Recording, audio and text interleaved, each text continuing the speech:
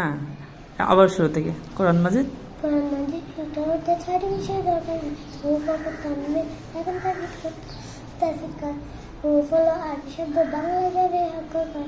আরবি ভাষায় হরফ মোট 29টি হয়।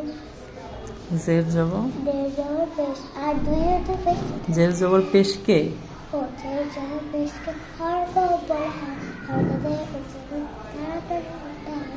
দুই জবর দুই জবরের দুই জবর দুই জের, দুই জবর দুই জের দুই পেশকে তানবিন বলা হয়। তানবিনের উচ্চারণ তাড়াতাড়ি করতে হয়। দুই জবরের ফাঁকাকে সাকিন তাকে চিহ্ন সাকিন হলো হরফকে একবার করতে হয়।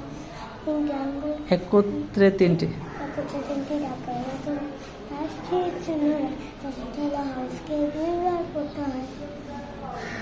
তেলাওয়াত শুদ্ধ, চিহ্ন করতে হলে দুটি কাজ করতে হয়। তাসবিদ জেনে বারবার মাস করতে হয়।